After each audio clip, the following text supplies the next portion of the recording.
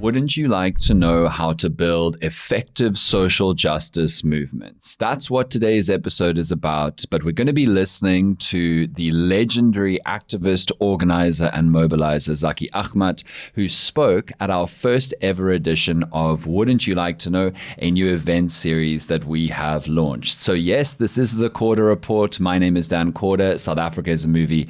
Welcome to the watch party. But what you're about to enjoy is a phenomenal live address from Zackie Achmat to a room full of hundreds of people at the launch of our new event series, where essentially I assemble three phenomenal experts for three fascinating short talks in a gorgeous night spot, a bar, with people who are attending who are interesting and interested, and we enjoy learning and chatting and being entertained and drinking and eating together. If you would like to attend one of these events, the way to find out about tickets being released, and they sell out very fast, we're nearly sold out of the next one already, which is in a week and a half's time. You need to go onto Instagram and follow the event page, which is at Wouldn't You Like Talks.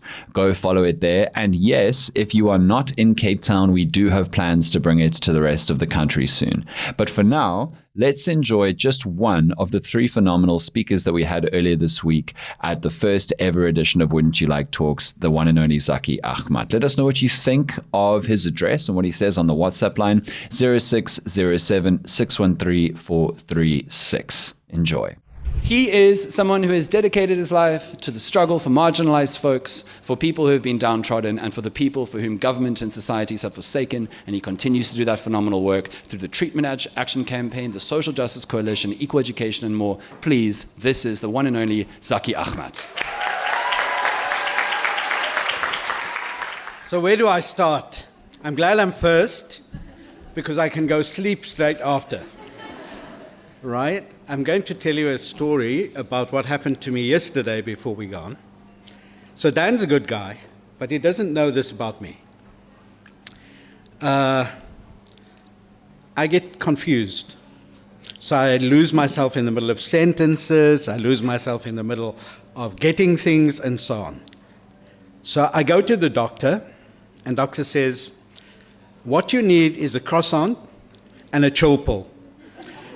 Here's the prescription for the chill pill, and go and get the croissant down the road at the shop. So I go get coffee, get croissant, get home, now ready to go to the pharmacy. I can't find the prescription anywhere. Where did I put the prescription? In the fridge. All right? So anything I tell you now, take with a serious pinch of salt. All right. First place to start is, it's great that we're together. It's great that we enjoy things. It's great that we see beauty and that we deal with horror. Those are all great things.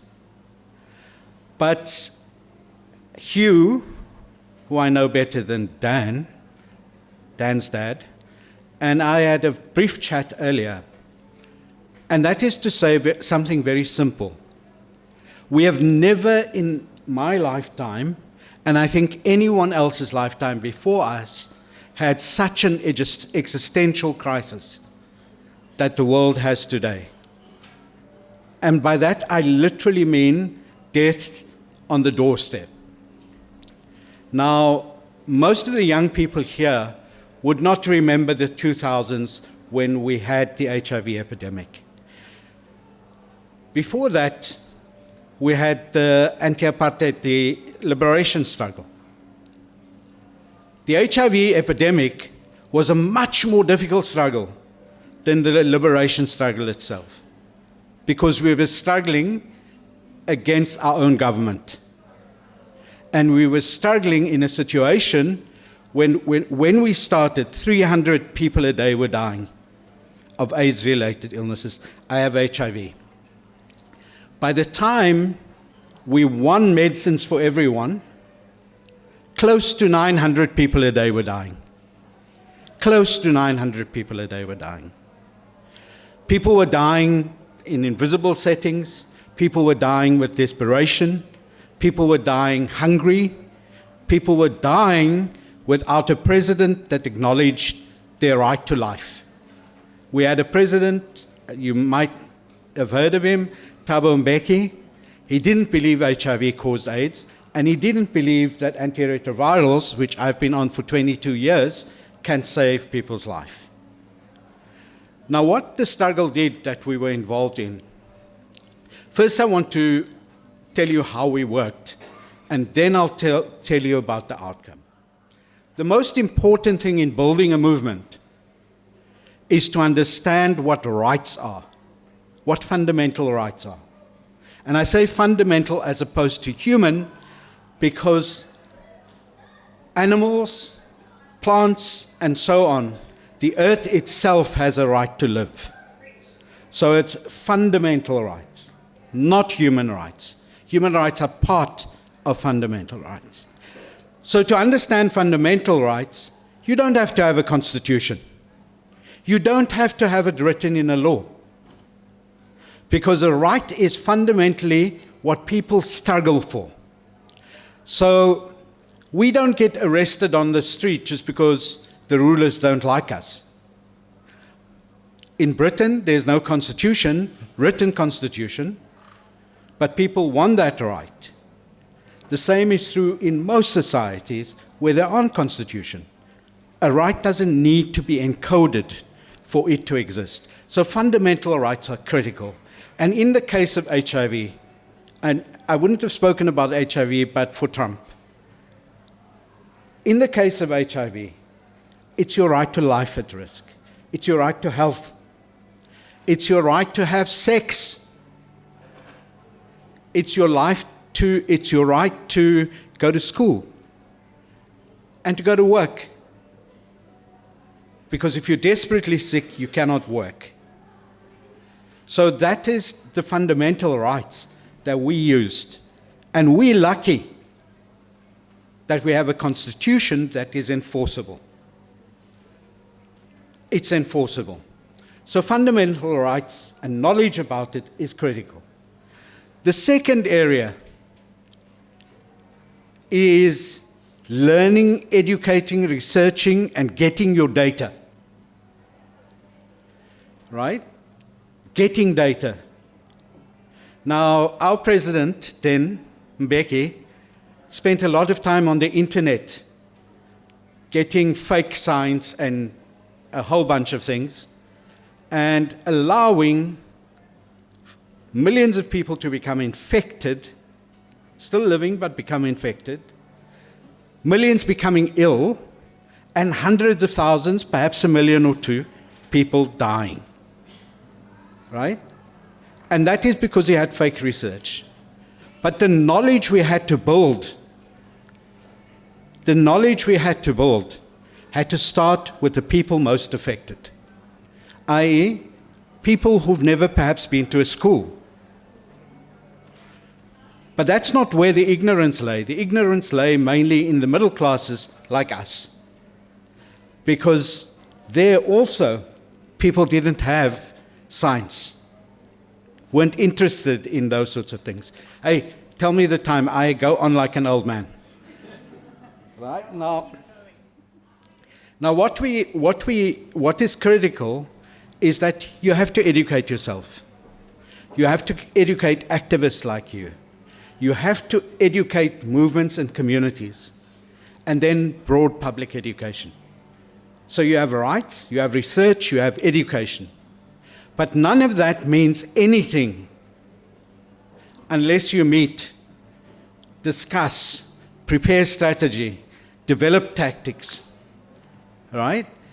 And through that, all those things, getting to court, understanding how the courts work, understanding way beyond the Bill of Rights, understanding administrative justice, understanding what the public service should be doing, so that when you speak to government, you speak with more knowledge than they have.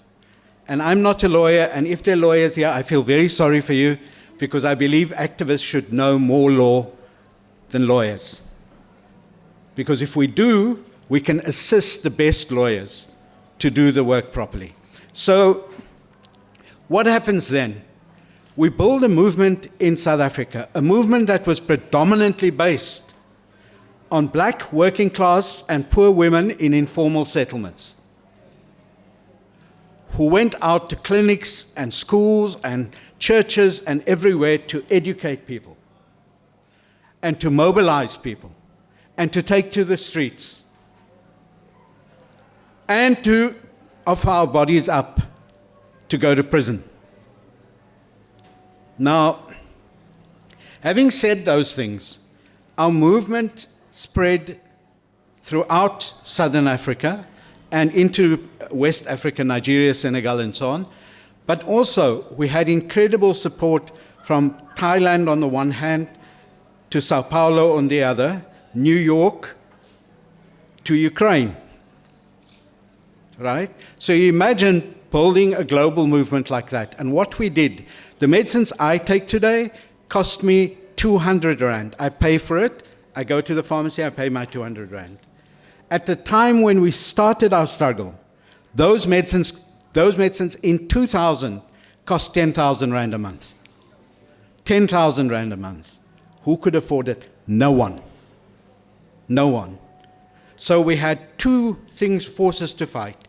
We had Thabo Mbeki, Manto Shabalala Msimang, Tamim Seleku on the one hand, and we had Pfizer, GlaxoSmithKline, Boehringer Ingelheim, Gilead, all of them on the other. And supporting them was the US president at that time, Bill Clinton. But we won. We won. And as a consequence of winning, a global fund was set up. And George Bush, who should be burning in hell, George Bush did one good thing, so for a day or two he shouldn't burn. Right?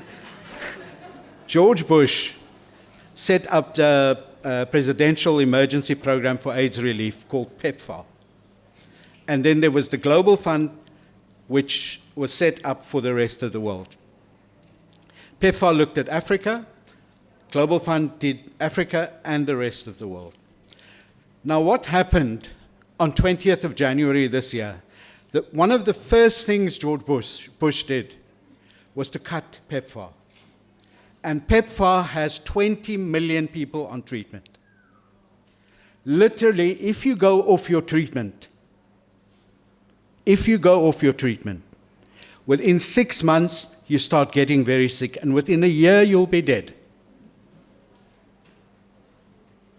So all the young people here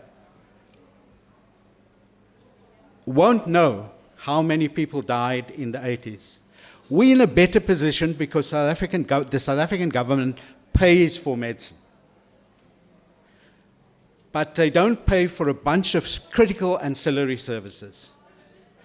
In Malawi, not only HIV is the problem, or funded by PEPFAR, it's almost the whole healthcare system. So you wake up today and tomorrow you're cut. Your job's gone, but most important, the service that you deliver is gone. So that is what Trump did, simply with a pen. Simply did it with a pen. And now we have to organize. And you can't just sit here and drink. You must do that too. You must drink. You must have fun. By the way, I only drink twice a year, my birthday and New Year. And then I'm a real colored. I drink a whole bottle of whiskey. Right? So, having said those things, it's not only the HIV crisis that Trump has caused. Whether it is the question of women's bodies, whether it is the question of taxation globally, whether it is the tariffs, above all, it is how he's empowered angry people, how he has spread hate. But he hasn't done that and could not have done it on his own if he didn't have intellectual backing. And that's why there's a very important little book to read called White Supremacy by Gavin Evans, which speaks of how Trump and the global fascist movement have utilized have intellectually organized, have utilized pseudoscience on race, i.e. saying that me as a colored is dumber than Ahmat, who is white. Now, that might be true, but it's not because I'm colored. It's not because I'm colored, right? Now, for all of us, the time is a very difficult one. And if you don't become political, I'm out of here very soon. That pill in the fridge, I'm gone soon. But you're going to be here, and you're going to be here, and you're going to be here, and you're going to be around. And you're going to see the horror. So I want to challenge every one of you, wherever you are, on social media, in your class, at your work, speak about it. Check fake news. But above all, if you can, get organized.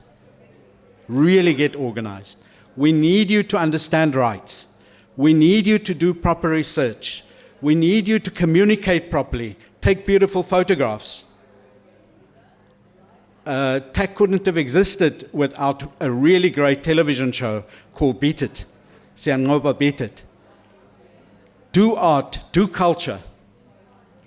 Understand that everyone here has a deep and serious role to play, not simply to make South Africa better, but to make the world a better place.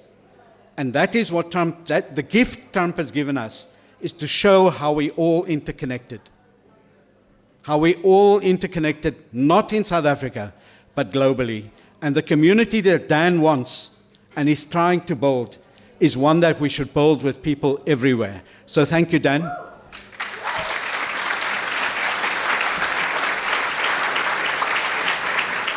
Isn't he phenomenal? That was Zackie Achmat addressing the first ever Wouldn't You Like to Know, this new event series that we are running here through everything that we do in the Three Beanies Network universe. Again, if you want to follow the event, know more about it, get tickets for future event evenings, go onto Instagram and follow our event page. The bio handle is at Wouldn't You Like Talks. And let us know on the WhatsApp line what you thought of what Zackie said. The number, of course, is 0607-613-436 to become a recorder and to contribute to the Quarter Report. Have a gorgeous weekend, South Africa. See you on Tuesday.